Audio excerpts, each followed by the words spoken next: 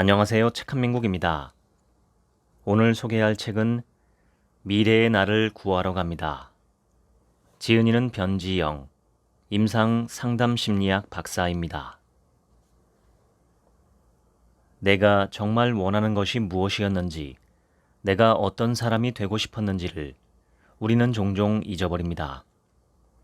한편으로는 해야 할 일들의 목록을 처리하면서 바쁘고, 다른 한편으로는 이를 보상하기 위해 즉각적 만족을 주는 소비 활동, 즉 쇼핑이나 TV 시청에 몰두하다 보니 무엇이 내게 진짜인지 혹은 중요한 것인지 알지 못하게 되어버립니다. 하르트무트 로자. 여러분은 5년 뒤, 10년 뒤 자신의 모습을 얼마나 구체적으로 떠올릴 수 있나요? 그때의 나는 지금의 나와 무엇이 비슷하고 무엇이 달라져 있을까요? 미래 자기를 염두에 두고 좀 더 중요한 가치와 삶의 목적에 대한 생각을 정리해 두지 않으면 효과적으로 의사결정을 하기가 어렵습니다. 지금 불편한 것, 지금 싫은 것은 다 피하고 당장 편하고 좋은 것에만 주의가 쏠릴 수 있죠. 자기 조절이란 미래 자기에 대한 공감이다. 2016년 12월 저명한 과학 저술가 에드 용은 애틀랜틱에 위와 같은 제목의 칼럼을 게재했습니다. 미래 자기를 나침반 삼아 방향을 잡고 지금 해야 할 일을 효과적으로 선택하고 실행할 수 있다면 훨씬 만족스러운 삶을 살아갈 수 있습니다. 연구에 따르면 우리는 평균 15분에 한 번씩 미래를 생각합니다. 우리는 하루도 빠짐없이 지금 이후의 일을 예상하며 살아갑니다. 무언가를 미리 내다보고 예측하는 것은 우리 삶을 가득 메운 선택과 결정에 매우 커다란 영향을 끼칩니다. 후회란 과거에 내가 하거나 하지 않은 일에 대한 유감을 뜻합니다. 과거의 어떤 결정이 뭔가 잘못되었다고 생각할 때 경험하는 감정이죠. 한 것과 할 수 있었던 것을 비교하고 가능한 대안 중에서 최선의 결정을 내리지 못했다는 사실을 깨달을 때 우리는 후회를 경험합니다. 설문조사를 해보면 뜻밖에도 사람들이 가장 자주 경험하는 부정적 감정은 후회입니다. 인간이 느끼는 부정적 감정의 빈도와 강도에 따른 연구들에 따르면 나이, 성별, 인종, 국가, 종교, 사회적 지위와 상관없이 가장 빈번하게 느끼는 감정이자 불안, 실망감, 두려움, 죄책감, 슬픔보다 더 강렬하게 인식되는 감정이 후회라고 합니다. 그럼 무엇에 관한 후회를 가장 많이 할까요? 미국 사람들이 삶에서 가장 많이 후회하는 주제 1순위는 교육과 공부였습니다. 2순위는 일과 직업, 3순위가 연애로 나타났지요. 네덜란드 틸부르흐 대학교의 심리학자 마르설 질렌베르그는 후회에도 나름의 기능이 있다고 주장합니다. 후회라는 감정에는 미래에 더 나은 의사결정을 할 수 있게 촉진하는 기능이 있다는 얘기입니다. 후회에는 여러 가지 흥미로운 특징이 있는데 그중 하나는 꼭 지나간 과거의 일에만 후회를 느끼지는 않는다는 사실입니다. 어떤 의사결정을 하기 전에 미리 후회를 느껴볼 수도 있는데 이를 예상된 후회라고 합니다. 지금 사과하지 않으면 나중에 후회할 거야와 같은 믿음이나 생각이죠. 후회는 기능이 다양하지만 지나칠 경우 부작용도 만만치 않습니다. 후회를 습관처럼 하는 경우죠. 내내 후회만 하면서 살아가는 사람들이 있습니다. 습관처럼 후회하는 사람이라면 다음의 설명을 잘 들어보세요. 습관을 바꿀 수 있는 중요한 실마리가 있습니다. 스워스 모어 칼리지의 심리학자 베리 슈워츠는 최대치의 만족을 추구하면서 자신의 결정이 늘 최고로 좋아야 한다는 믿음을 가진 사람을 극대화자, 이와 반대로 최소한의 필요 조건을 추구하기 때문에 선택 결과에 대체로 흡족해하는 사람을 만족자라고 이름 붙였습니다. 여러 연구에서 일관되게 발견되는 사실은 이렇습니다. 극대화자들이 만족자에 비해 선택에 더 많은 시간과 노력을 할애합니다. 대안들을 놓고 최고의 선택을 하려니 상대적으로 더 많은 에너지와 시간, 돈을 쓰는 경향이 있죠. 그런데 극대화자는 이러한 노력을 비용으로 인식하기 때문에 부정적인 결과에 직면했을 때 만족자에 비해 더 심한 후회를 경험할 수 있습니다. 최고의 결정을 하는 것은 중요하지만 모든 영역에서 가능한 일은 아닙니다. 언제나 최고의 선택을 하려는 지나친 시도는 비현실적으로 높은 기대치를 낳습니다. 극대화자는 이런 높은 기대치 때문에 자신이 직접 선택한 결과에 대해서도 계속 의심을 합니다. 이렇게 극대화자는 과거의 선택을 강한 후회와 연관짓고 잘못된 결정으로 치부하기 때문에 미래의 일에 대해서도 정확하게 예측하지 못하는 경향이 있습니다. 여러분이 후회를 자주 경험한다면 잘 선택하기 위해 너무 많은 시간을 들이고 있거나 실제보다 대안이 많다고 착각하기 때문일 수 있습니다. 일반적으로 선택지가 많을 경우 최적이 아닌 선택을 할 가능성이 커진다는 사실을 기억해 두세요. 가장 좋은 방법은 첫째, 일단 선택했다면 그 결과에 대한 기대를 낮추는 것입니다. 둘째, 선택을 잘 하려면 충분히 생각해야 하겠지만 지나친 계산과 과도한 노력은 삼가는 것이 좋습니다. 셋째, 그때 그러지 않았다면 지금은 상황이 달라졌을 텐데 라는 사후 가정사고 또는 반사실적 생각도 하지 않는 편이 좋습니다. 하나 짚고 넘어갈 것은 우리의 삶을 결정짓는 것은 어떤 일이 일어나느냐가 아니라 일어나는 일에 대한 내 반응이라는 점입니다. 토론토 메트로폴리탄 대학교의 심리학자 칼 스즈푸나르의 기억 연구실에서는 인간이 미래를 생각하는 방식에 4가지가 있다고 설명합니다. 미래에 있을 상황이나 어떤 장면을 실제 일어난 것처럼 마음속에서 상세하게 그려보는 시뮬레이션, 어떤 특정한 일이 일어날 가능성을 판단하는 예측, 목표를 설정하려는 심리적 행위인 의도, 끝으로 어떤 목표에 도달하기 위한 일련의 행위들을 미리 결정하고 준비하는 계획입니다. 어떤 일에 대해 상상하거나 타인의 마음이나 상황을 짐작하고 누군가를 만났을 때 어떤 기분이 들지, 무엇을 경험하게 될지 떠올리는 것은 모두 시뮬레이션입니다. 예측은 뇌가 하는 가장 근본적인 작업이라고 할 수 있습니다. 저 모퉁이를 돌면 무엇이 나타날까 짐작하거나 멀리서 달려오는 차 소리를 듣고 몸을 피하는 것처럼 우리가 무언가를 지각하고 환경에 맞게 몸의 상태를 조율하며 살아갈 수 있는 것은 모두 뇌의 예측 기능 덕분입니다. 뇌의 핵심 임무는 생각도 공감도 아니고 예측입니다. 모든 동물의 뇌는 예측을 기반으로 움직입니다. 단세포 생물조차도 말이죠. 의도란 어떤 미래의 일이나 상황과 관련해서 목표를 세우는 심리적 행위를 말합니다. 의도와 실행의 간극을 설명하기 위해 뉴욕 대학교의 심리학자 피터 골비처는 의도를 목표 의도와 실행 의도 2가지로 구별합니다. 목표 의도란 나는 땡땡을 이룰 것이다처럼 원하는 결과 상태, 곧 목표를 의도하는 것입니다.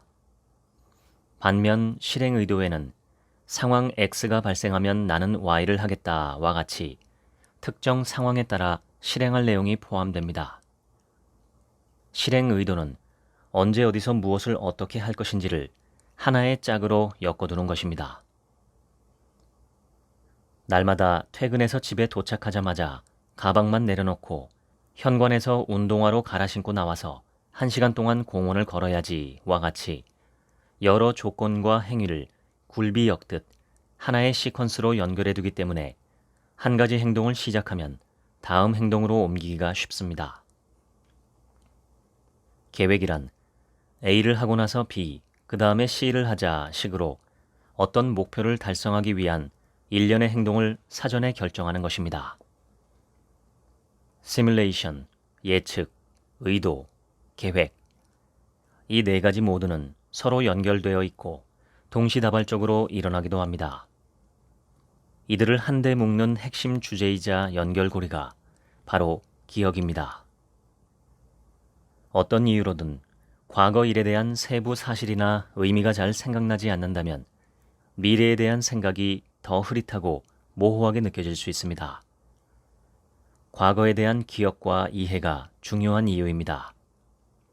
그런데 중요한 점은 정확한 기억보다는 명확한 이해가 더 필요하다는 것입니다. 과거에 일어난 일 자체를 바꿀 수는 없지만 그 의미에 대한 해석은 얼마든지 바꿀 수 있기 때문이죠. 이때 특히 어떠한 미래를 지향하는지가 지금의 해석에 결정적 영향을 끼칩니다. 미래의 목표를 향해 잘 나아가고 있다면 지금의 힘든 일이 가볍게 느껴지고 과거의 어려움도 교훈이 됩니다. 하지만 미래에 희망이 없다고 생각하면 자신이 잘못 살아온 것처럼 느껴지기도 하지요. 우울장애를 앓는 사람들은 과거의 부정적 사건을 반복적으로 생각하는 경향이 있는데 이는 미래에도 자신에게 그와 같은 안 좋은 일들이 일어날 거라는 부정적 기대와 연결되어 있기 때문입니다. 과거가 없으면 자아가 없지만 미래가 없다면 정체성도 없습니다. 어떤 사람이 되고 싶은지 염두에 두면 지금 어떻게 행동할지 결정할 수 있죠. 다시 말해 미래는 삶의 길잡이 역할을 합니다. 의미와 목적을 일깨워주죠. 현재를 충실히 살라는 철학자들의 메시지를 문자 그대로 받아들여서는 곤란합니다. 우리가 매 순간 경험하는 것은 과거와 미래의 산물입니다. 비슷한 환경에 놓여 있는 사람들이라 해도 저마다의 기억과 기대, 욕망과 신념, 추구하는 가치와 목표에 따라 각기 다른 것을 경험하지요. 현재란 미래에 대한 실시간 대응이자 과거 경험의 끊임없는 재해석입니다. 우리가 의식하든 의식하지 않든 미래에 대한 생각은 현재를 이끌고 만들어갑니다. 그렇다면 우리는 얼마나 미래의 나를 의식하면서 행동할까요? 심리학은 우리가 미래의 나를 좀 더 구체적으로 의식할 때 여러 가지 이점이 있다고 설명합니다. 미래의 나를 의식한다는 것은 거창한 얘기가 아닙니다. 아침 일찍 일어나기 위해 시계 알람을 맞춰두거나 아침에 먹을 요거트를 사서 냉장고에 넣어두는 것은 미래의 나를 위해서지요. 이걸 먹으면 곧 후회하겠지? 라든가 운동을 건너뛰면 기분이 좋지 않겠지? 또는 이 말을 해버리면 관계가 어색해지겠지? 등 조금 뒤에 겪을 일이나 상황을 떠올리면서 말과 행동을 가리고 조절하는 것도 마찬가지입니다. 내년, 3년 뒤, 10년 뒤의 내 모습을 떠올리면서 돈을 모으거나 운동을 하거나 시험 공부를 하는 것도 미래의 나를 의식하고 돕는 행동이죠. 일반적으로 인간은 미래의 보상보다 지금 당장 보상받는 것을 선호합니다. 물리적 보상이든 심리적 보상이든 나중이 아니라 지금 좋은 것을 선택하려는 경향이 있죠. 이런 이유로 현재의 나는 미래의 나보다 대체로 힘이 셉니다. 협상 국면에서도 목소리가 훨씬 크고 설득력이 높습니다. 미래의 나는 너무 멀리 있고 목소리도 작아서 툭하면 밀려납니다. 하지만 우리 주위에는 계획대로 꾸준히 실행해서 원하는 목표 지점에 척척 도달하는 사람들도 있습니다. 무슨 차이일까요? 심리학자들은 미래의 나를 염두에 두고 장기적 목표에 부합하는 좋은 선택을 하기 어려운 이유를 우리가 미래의 나를 내가 아닌 타인처럼 인식하기 때문이라고 설명합니다. 놀랍지 않나요? 그러니까 내가 지금 담배를 피워서 미래의 내가 건강이 안 좋아진다 해도 그것까지 신경 쓰지 않는다는 것이죠. 타인이니까요. 지금 해야 할 일을 뒤로 미루는 것은 미래의 나에게 떠맡기는 것이지요. 내 과제나 문제를 남의 일처럼 못 본 척하거나 슬쩍 넘기는 것은 미래의 내가 겪게 될 어려움에 대해 충분히 공감하거나 생각하지 않기 때문입니다. 흥미로운 것은 미래의 자신, 곧 미래 자기와의 연결성을 높이는 연습을 통해 나중에 받게 될 보상에 대한 인내력을 강화할 수 있다는 사실입니다. 연결성이 높아질수록 사람들은 당장의 소비에 탐닉하기보다는 미래를 위해 저축하기로 결정했고, 눈앞의 유혹에 넘어가지 않고 미래의 자신을 위해 더 윤리적인 의사결정을 했으며, 학생들은 성적이 더 좋아졌습니다. 우리가 좋아하는 사람에게 더 많이 공감하고 친절하게 대하듯 미래의 나 역시 가깝고 친밀하게 인식할수록 더 잘 돌보는 경향이 있습니다. 미래의 나를 생생하고 가깝게 느끼면서 과거의 나, 즉 경험에서 얻은 통찰과 실시간으로 유연하게 오갈 수 있다면 무슨 일이 벌어질까요? 장기 목표에 맞게 자신의 자원을 적절하게 할당하는데 능숙해집니다. 다시 말해, 자신의 주의가 어디로 쏠려 있는지 알아차리고 불필요한 것에 감정이나 생각을 낭비하지 않게 되지요. 이것이 자기 조절 능력입니다. 미래가 의식 속에 생생하게 살아있어야 현재도 조절되는 것입니다. 뉴욕 대학교의 심리학자 가브리엘레 웨팅게는 왜 어떤 꿈은 이루어지고 어떤 꿈은 환상으로만 그치는지 그 차이를 설명하기 위해 환상 실현 이론을 제안했습니다. 이 이론에 따르면 환상을 실현하기 위해 사람들은 탐닉, 곱씹기, 심리대조, 이 세 가지 방법을 주로 사용합니다. 탐닉은 미래가 지금 바라는 대로 이루어진 양 계속 상상만 하는 것입니다. 멋진 미래, 성공한 모습, 이상형의 연인을 만나 행복한 시간을 보내는 상상을 하는 데에만 푹 빠지는 것이 탐닉입니다. 반대로 곱씹기는 불만족스러운 지금의 현실에 대해 계속 생각하는 것입니다. 탐닉은 생각이 미래에 가 있고 곱씹기는 생각이 현실에 머물러 있습니다. 탐닉이나 곱씹기만 하는 사람은 꿈을 현실화할 가능성이 크든 작든 관계없이 뭐든 대충 하는 경향이 있습니다. 반면 심리 대조를 사용하는 사람들은 먼저 소원이나 환상을 성취하는 장면을 상상한 다음 이를 달성하지 못하도록 가로막는 현실을 돌이켜봅니다. 심리 대조는 둘 사이의 불일치를 두드러지게 부각합니다. 나는 아직 바라는 것을 이루지 못했다. 따라서 이를 달성하려면 지금 뭔가를 해야 한다고 자연스럽게 인식하게 하는 문제 해결 전략입니다. 불일치에 대한 명확한 인식은 원하는 미래에 도달하고 싶다는 기대를 활성화하고 목표에 대한 헌신과 후속 노력을 이끌어냅니다. 심리 대조는 성공 가능성 유무와 관계없이 효과적인 방법입니다.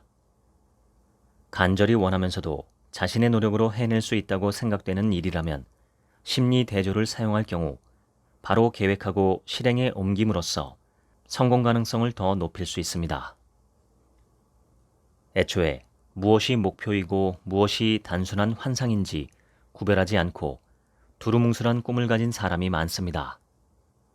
만약 여러분이 무언가를 매우 바라는데 그것을 이루기 위한 계획을 세우지 않고 행동으로 옮기지도 않는다면 그것은 목표가 아니라 환상에 불과합니다.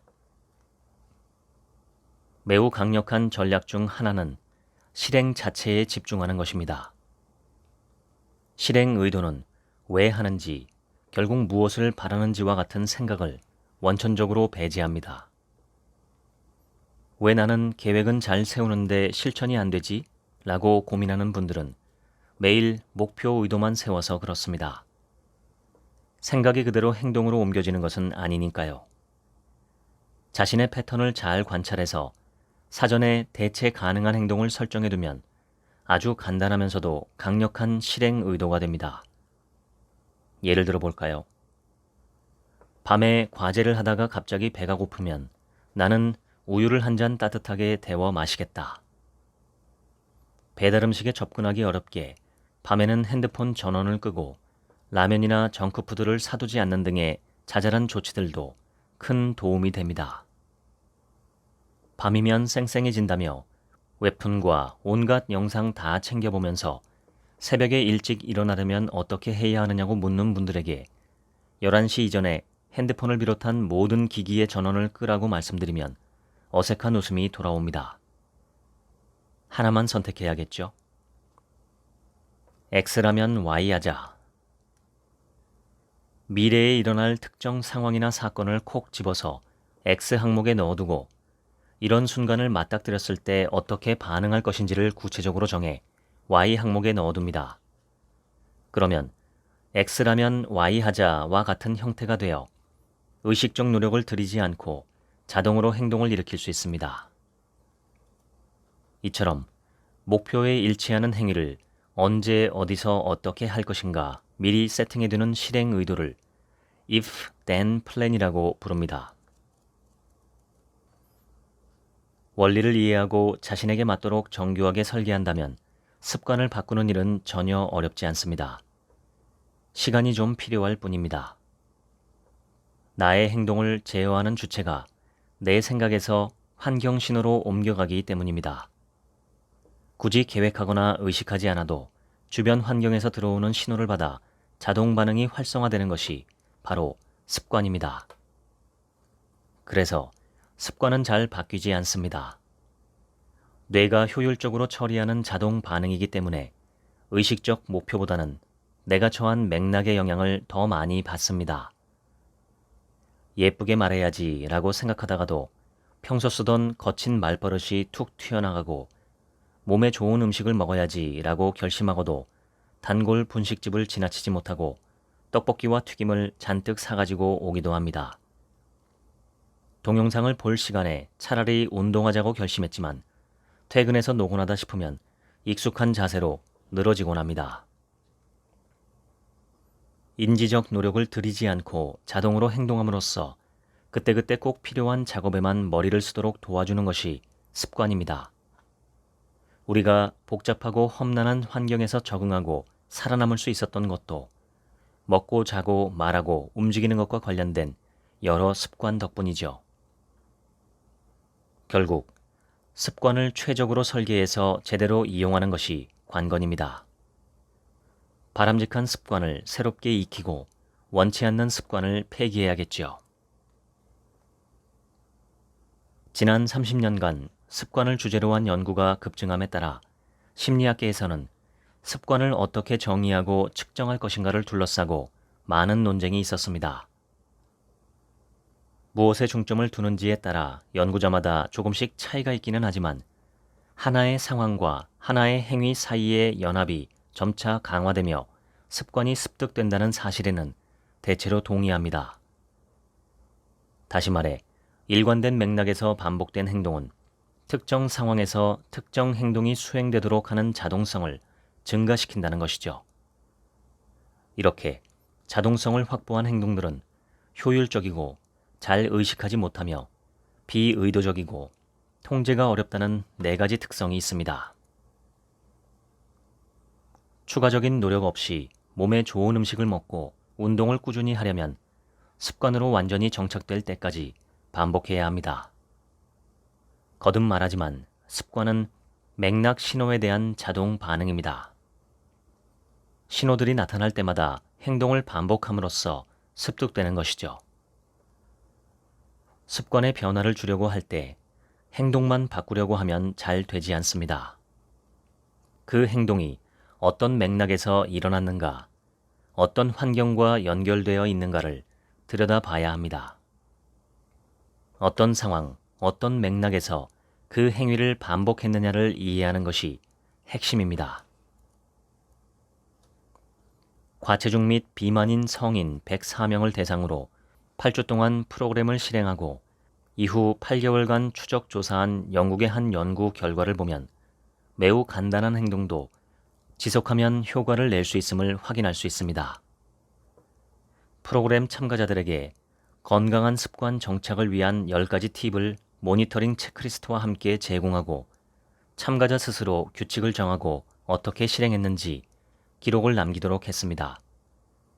그 결과 참가자의 절반 이상이 8개월 동안 5kg 이상 감량하고 유지하는 데 성공했습니다. 그 연구에서 제공된 팁을 조금 보완해서 정리해 봤습니다. 체중 감량 및 건강 습관 정착을 위한 10가지 팁. 1.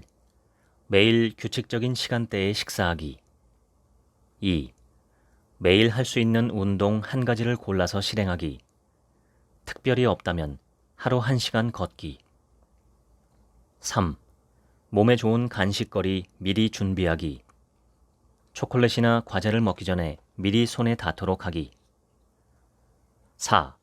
고지방 고당분 음식은 아예 사지 않기. 5. 앉아서 일하는 경우 알람을 맞춰놓고 1시간에 1회 자리에서 일어나 5분씩 서 있기. 6. 당분이 들어있는 음료를 마시지 않고 물을 자주 마시기. 7. 식사할 때는 핸드폰이나 TV를 보지 말고 식탁에서 천천히 먹기. 8. 채소나 과일을 소량이라도 하루에 5가지 종류를 꼭 챙겨 먹기. 9. 날마다 체중 기록하기. 10.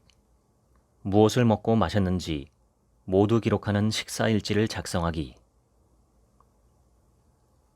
식단 조절을 지속하도록 도와주는 유용한 도구는 특히 9번의 체중 기록하기와 10번의 식사일기 작성하기입니다. 비슷한 목표를 가진 사람들끼리 모여 일지를 공유하고 서로 피드백을 주고받는 것도 좋습니다. 다시 한번 말하지만 습관은 맥락에 따른 반응입니다. 습관은 목표나 가치 변화에 거의 영향받지 않습니다. 뉴욕 대학교의 심리학자 야코프 트로프와 텔아비브 대학교의 니라 리버만은 매우 흥미롭고 독창적인 개념 하나를 제안했습니다. 뭔가가 멀리 떨어져 있거나 가까이 있다는 사실이 그것에 대한 생각을 완전히 바꿀 수도 있다는 해석 수준 이론입니다. 해석 수준 이론은 사람들이 심리적 거리에 따라 어떤 사건이나 사물을 다르게 해석하고 판단해서 행동하게 된다고 설명합니다. 이때 심리적 거리란 시간적 거리, 물리적 거리, 사회적 거리, 확률적 거리라는 4가지 거리를 모두 포함합니다. 예를 들면 다음과 같습니다. 6개월 뒤에 갈 여행은 멀게 느껴지기 때문에 그 여행의 의미와 같은 본질적인 생각을 주로 합니다. 이를 상위 수준 해석이라고 합니다. 반면 다음 주에 여행을 간다면 어떤 가방을 가져갈지, 경비는 얼마나 챙겨야 할지 등 구체적이고 부차적인 생각, 곧 하위 수준 해석을 하지요. 해석 수준에 따라 똑같은 정보도 다르게 해석하고 정반대의 결정이나 행동을 할 수 있습니다. 아직 일어나지 않은 가설적 상황을 떠올릴 때 사람들은 실제 일어난 일에 비해 세부 사항을 생략해서 지각하는 경향이 있습니다. 그래서 먼 미래에 대해서는 과감하게 상상했더라도 그 시간이 점차 가까워지면 생각이 바뀌는 경우가 많지요. 또 우리는 일어날 법하지 않은 일에 대해서는 좀 더 추상적으로 사고하고 일어날 확률이 높은 일에 대해서는 구체적으로 사고하는 경향이 있습니다. 무언가를 할까 말까 생각할 때 우리는 우선 바람직성과 실현 가능성, 이 2가지를 염두에 둡니다. 어떤 행위를 했을 때 그 결과가 얼마나 가치 있는가를 판단하는 것이 바람직성이라면 그 결과에 도달하기 위한 수단이 얼마나 현실적인가를 살피는 것은 실현 가능성이죠. 해석 수준 이론에 따르면 시간이나 공간적으로 거리가 멀수록 바람직성을 더 생각하고 근접한 미래나 가까운 곳의 일에 대해서는 실현 가능성을 더 따집니다. 계획이나 생각을 행동으로 잘 이어지게 하려면 어떤 메시지가 필요할까요? 구체적인 단어를 써서 긍정문으로 작성하는 겁니다. 이를테면 아침에 독서하기보다는 아침 6시에 책을 펼쳐서 한쪽 읽고 나가기가 좋고, 자기 전에 핸드폰 하지 말기보다는 밤 10시 반에는 핸드폰 전원을 끄고 11시에 잠자리에 들기가 좋습니다. 미래의 일들을 생각하는데 시간과 노력을 더 많이 들일수록 더 추상적으로 생각하는 경향이 있습니다. 내 삶의 우선순위가 잘 보이지 않고 뒤죽박죽이라는 생각이 든다면 10년 뒤, 20년 뒤의 내 모습과 주변에 있는 소중한 사람들을 떠올려 보세요. 노년의 내 얼굴을 떠올려 봐도 좋습니다. 그때 내게는 무엇이 중요할까요? 그때 어떤 기분을 느끼면 좋을까요? 그러려면 지금 무엇을 선택해야 할까요? 해야 할 일들을 제때 해내고 좋은 관계를 유지하며 더 만족스러운 삶을 살기 위해 가장 필요한 역량은 무엇일까요? 자기 자신을 자유자재로 조절하고 사용하는 힘, 자기 조절입니다. 심리학에서 자기 조절은 가장 많이 연구되어 온 주제 중 하나입니다. 자신의 목표에 맞게 주의, 생각, 기분, 행동 등을 이끄는 능력인 자기 조절은 삶에서 가장 필요한 기술입니다. 광범위한 연구들에 따르면 자기 조절이 잘 이루어질 때 우수한 학업 성적, 직업적 성공, 높은 소득, 좋은 대인관계, 높은 충족감, 좋은 건강 상태를 유지할 수 있다고 합니다. 최근 연구들이 공통적으로 강조하는 사실은 자기 조절에서 상황적 맥락과 주관적 해석이 매우 중요한 역할을 한다는 것입니다. 인간은 단순히 어떤 자극에 반응하기만 하는 존재가 아닙니다. 우리는 환경적 단서들을 예측하고 해석하여 자신의 주관적 판단에 따라 반응합니다. 예측과 해석은 모든 행동 프로세스에 영향을 끼칩니다.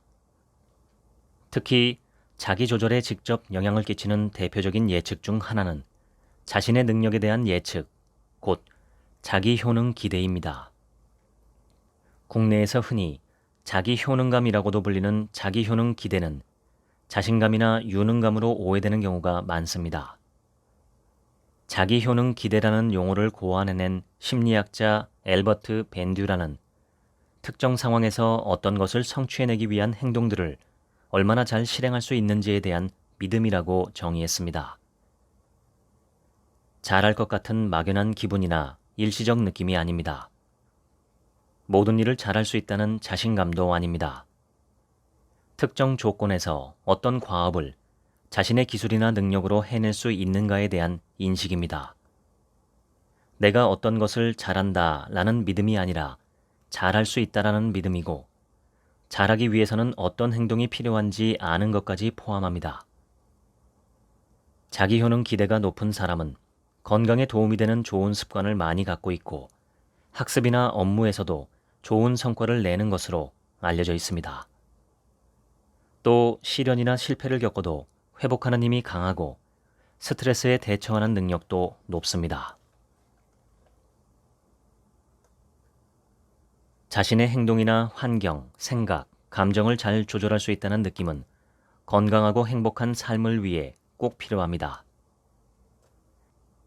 생각과 행동, 감정이 잘 조절되고 내 주변의 세상이 어느 정도 예측 가능하고 통제할 수 있다고 느낄 때 사람들은 더 가치 있는 목표를 추구하고 건강한 관계에 헌신하며 삶에 대한 만족도가 높아집니다. 삶을 보는 관점은 실수, 실패, 역경, 좌절을 어떻게 해석하느냐에 따라 크게 달라집니다.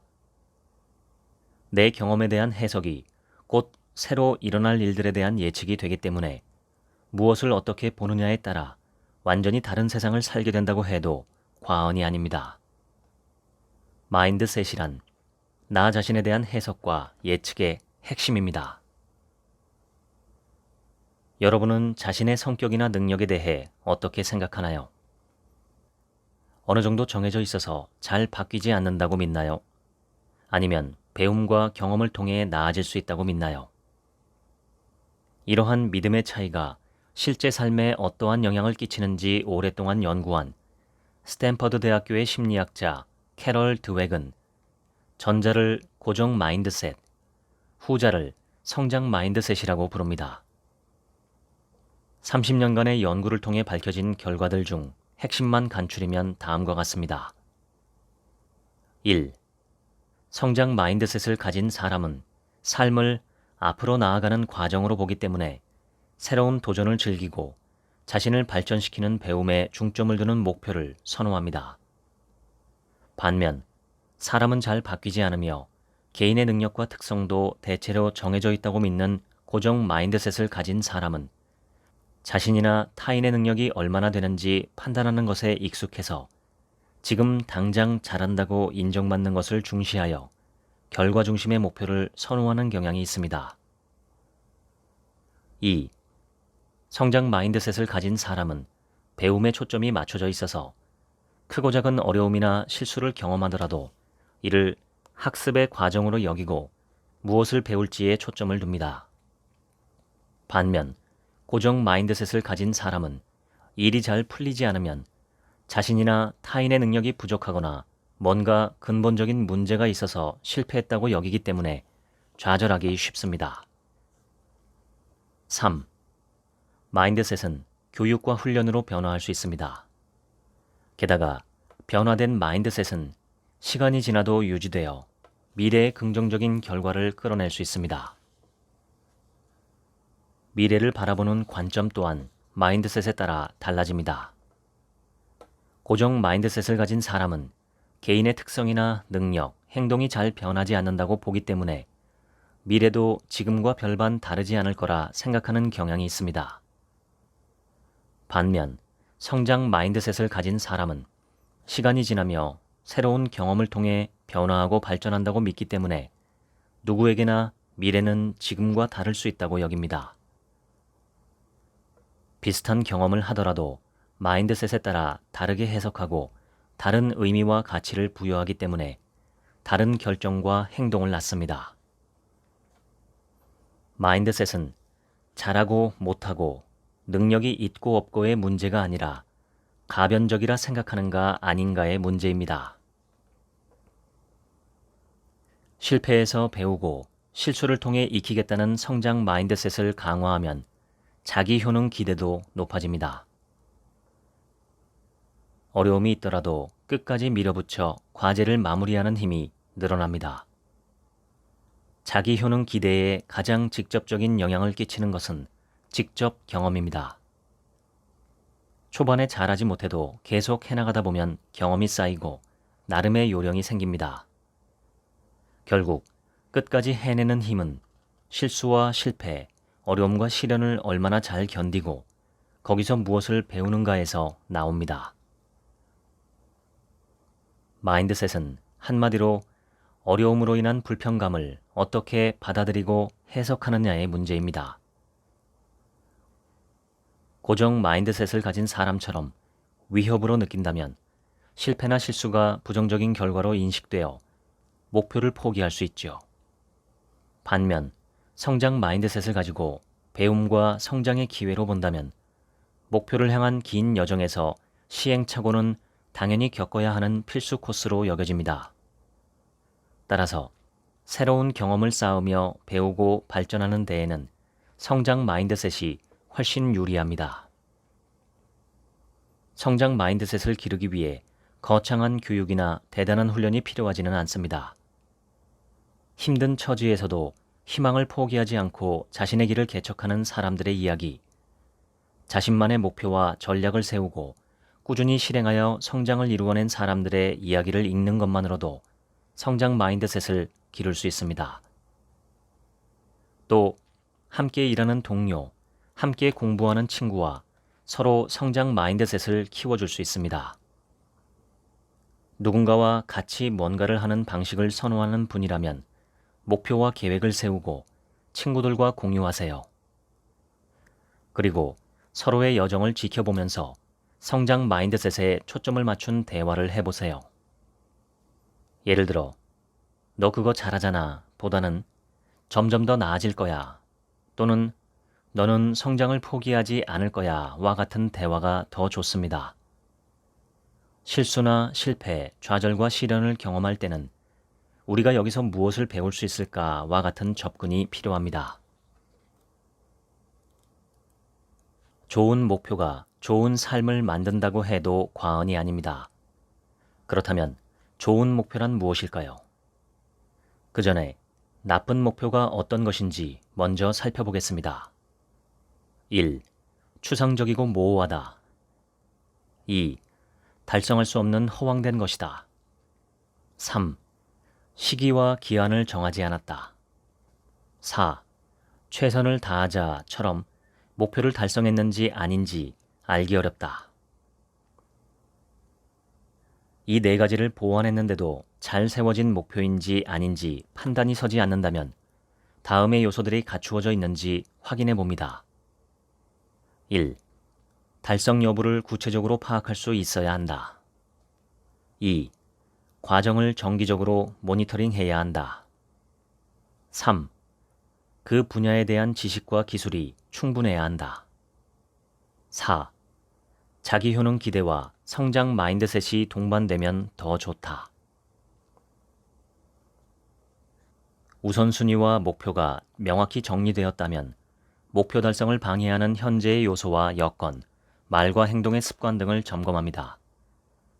3장에서 우리는 심리 대조의 효과를 살펴봤습니다. 바라는 상태, 곧 목표를 생생하게 떠올리고 그 다음에는 현재 상황을 있는 그대로 떠올리는 심리 대조를 활용합니다. 그러면 간극이 더 선명하게 보이고 어떻게 간극을 좁힐 것인지 방법을 찾을 수 있습니다. 이러한 심리 대조를 꾸준히 하다 보면 동기도 지속되고 실행력도 높아집니다. 하지만 장기 계획은 심리 대조는커녕 계획 세우기부터 쉽지 않습니다. 이 분야를 전문으로 연구해온 심리학자들은 다음과 같은 이유들 때문이라고 합니다. 1. 미래는 당장의 현실이 아니니 직접적으로 와닿지 않아서. 2. 현재만 감당하기에도 벅차서. 3. 미래 생각을 하자니 부담되어서. 4. 자동으로 이루어지는 것이 아니라 인지적 노력이 들어가는 일이라서. 5. 교육, 커리어, 저축, 투자처럼 미래를 위한 행동은 돈, 시간, 에너지 같은 현재의 무언가를 포기하게 되므로. 미래의 나를 구하려면 우선 미래의 나를 늘 염두에 두어야겠죠. 하지만 장기적 관점을 유지하기가 쉽지 않기 때문에 사람들은 종종 목표를 회피하거나 있습니다. 이런 현상을 극복하기 위해 지금까지 살펴본 내용들을 되새겨보면 어떨까요? 다음은 미래의 나를 구하러 가는 여정 9단계입니다. 1. 5년 뒤, 10년 뒤의 미래 내 모습 시뮬레이션 하기. 2. 그때의 나는 어떤 기분인지, 얼굴은 어떤 표정인지 떠올려 보기. 3. 미래의 원하는 상태와 현재 상황을 생생하게 대조하고 불일치 드러내기. 4. 어떤 일에 노력을 덜 들이고 어떤 일에 노력을 더 들일지 정하기. 5. 장기 목표에 부합하는 행동들이 자동적으로 일어나도록 환경 설정하기. 6. 무엇을 어떻게 할 것인가, 왜 하려고 하는가 염두에 두기. 7. 무엇을 잘하고 싶은지, 어떻게 잘할 수 있는지 롤모델 관찰하고 배우기. 8. 과거의 실패나 어려움의 의미를 정리하고 무엇을 배웠는지 기록하기. 9. 매달, 매년 나의 우선순위 1, 2, 3을 정리하고 목표와 계획이 우선순위와 일치하는지 점검하기. 다음은 에필로그입니다. 나는 고정된 하나의 실체가 아닙니다. 자아는 여러 겹으로 이루어져 있고 끊임없이 변화합니다. 과거 어떤 시점의 나도, 미래의 나도 지금 이 순간 다 같이 살고 있습니다. 실제로 우리 머릿속이 그러합니다. 내가 살아있는 한 내 과거와 미래는 생생하게 살아있습니다. 그 모든 지점의 다양한 자아가 손잡고 연대한다고 생각해 보세요. 어떤 감정이나 욕망, 경험의 내용 자체가 곧 우리 자신을 뜻하지 않습니다. 우리는 그보다 훨씬 더 큰 존재입니다. 이따금 서로 부딪히고 싸우고 갈등하며 혼란스러워하는 우리 안의 다양한 목소리, 부분, 자아, 경험을 통합해내는 과정이 결국 나답게 사는 것입니다. 궁극의 자기조절은 자기 자신에 대한 이해와 연결에서 비롯됩니다. 누구에게나 통용되는 비결이나 모든 문을 열 수 있는 마스터키 같은 것은 없습니다. 직접 삶과 맞붙는 경험을 통해 자신에게 중요한 가치와 의미를 알아가고 다양한 실수와 실패를 통해 배우며 자신에 대한 믿음을 한 겹 한 겹 쌓아갑니다. 목표가 허황되거나 비현실적인 것 같다면 심리 대조를 통해 점검합니다. 생각만큼 실행되지 않는다면 내면 깊은 곳에서 그 목표를 믿지 않거나 실제로 자신이 원하는 것이 아닐 수 있습니다. 그럴 때에는 과거 경험을 돌아봅니다. 어떤 순간이 내게 큰 울림을 주었나요? 어떤 일을 할 때 보람을 느꼈나요? 미래 자기에게 물어봅니다. 10년 뒤의 나에게는 무엇이 중요한가요? 미래의 내가 지금의 나를 본다면 어떤 기분이 들까요? 미래가 따로 있는 것이 아닙니다. 우리 안의 일부는 이미 미래에 살고 있으니까요. 과거의 자아와 미래의 자아들은 지금의 나를 위해 존재합니다. 미래는 지금입니다. 지금 생각하는 대로 미래가 예측되고 지금 실행하는 것이 미래가 될 테니까요. 지금 무엇을 보는가에 따라 미래가 달라진다면 무엇을 보시겠습니까? 하루하루는 기회입니다. 과거를 깊이 이해하고 미래를 더 잘 만들어가라고 자신을 잘 가꾸라고 주어지는 기회입니다. 알베르토 리오스의 시 내일이라는 집의 구절처럼 말이지요. 매일 우리가 새로운 날에 가져오는 것은 결국 우리 자신입니다. 그것이 우리에게 필요한 전부입니다. 시작하기 위해, 계속하기 위해 필요한 모든 것입니다. 꼭 필요한 만큼만 뒤를 돌아보세요. 그런 뒤에는 당신이 만들 역사로 나아가세요. 지금까지 미래의 나를 구하러 갑니다. 읽어드렸습니다. 지금부턴 제 얘기입니다. 제가 뽑은 이 책의 키워드 3가지는 미래 자기, 마인드셋, 습관 설계입니다. 미래 자기는 내가 바라는 미래의 바람직한 내 모습을 상상하고 공감하며 현재 내 모습과의 차이를 인식하는 것입니다.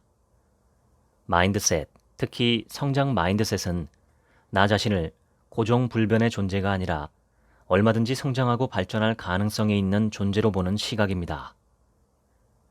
습관 설계는 미래 자기와 현재 자기의 차이를 상쇄할 수 있는 습관을 설계할 때 목표 의도가 아니라 실행 의도에 집중해서 특정 상황에서 특정 행동을 실행하는 자동적 습관을 들이는 것입니다. 좀 더 쉽게 말씀드리면 내 미래의 꿈과 지금 내 현실의 차이를 인지하고 그 차이를 극복할 수 있다고 믿으며 그 차이를 줄여줄 특정 행동을 일상에서 자동적으로 반복할 수 있도록 계획을 세우는 것입니다. 가령 운동을 예로 들면 뱃살을 빼고 근육을 늘리고 싶은 목표가 있다면 아무리 평생 근육 없이 뱃살 두둑하게 살았다고 해도 내가 새로운 사람으로 변화할 가능성이 나 자신에게 있다고 믿어야 합니다. 그리고 운동 습관을 설계하는데 가령 대중교통을 이용할 때 기계의 힘으로 이동할 수밖에 없는 상황에서만 기계의 힘을 빌려 이동하겠다고 나 자신과 약속하고 결정하는 것입니다. 계단과 에스컬레이터가 있다면 계단을 선택하고 무빙워크는 타지 않는 등의 습관입니다. 횡단보도에서 기다리거나 어디에서든 가만히 서 있는 상황이 온다면 까치발 혹은 한 발로 서기 등을 하겠다고 미리 정할 수도 있습니다. 특정 상황과 그 상황에 따른 나의 반사적인 행동을 미리 짝지어 두는 것이죠. 그것이 습관이 됩니다. 저자가 말하는 미래자기는 제가 명상에서 배운 미래 자화상과 똑같은 개념이라 흥미로웠습니다. 명상에서 미래 자화상은 나의 성장과 발전을 위해 핵심적인 부분입니다. 내가 앞으로 어떤 사람이 되고 싶은지 미리 정하지 않는다면, 미리 꿈꾸지 않는다면 우리의 삶은 목적지 없이 출항하는 배와 같이 이리저리 떠돌게 됩니다. 정신적인 면에서, 신체적인 면에서, 사회적인 면에서 내가 미래에 어떤 사람이 되기를 기대하고 꿈꾸는지 정하는 것은 매우 중요합니다. 제가 배우는 명상에서는 명상 전에 반드시 미래 자화상을 꿈꾸는 시간을 갖습니다. 저 혼자 명상할 때도 저는 10분에서 15분 정도는 미래의 내가 꿈꾸는 모습을 최대한 생생하게 떠올리고 미래를 그려봅니다. 그리고 나서 그렇게 떠올린 나의 미래 자화상을 지금의 내 가슴에 그대로 품는 것입니다. 그리고 그 미래 자화상의 모습으로, 그 시각으로 나의 말과 행동을 정하는 것이죠. 매일 그렇게 떠올려보는 것만으로도 매 순간마다 나의 행동 기준이 정해지는 느낌이 듭니다. 미래자기, 성장 마인드셋, 실행 의도에 입각한 습관 설계, 이 세 가지를 기억하시고 실행해 보시면 어떨까요? 지금까지 책 한 민국의 하루치 생각이었습니다. 감사합니다.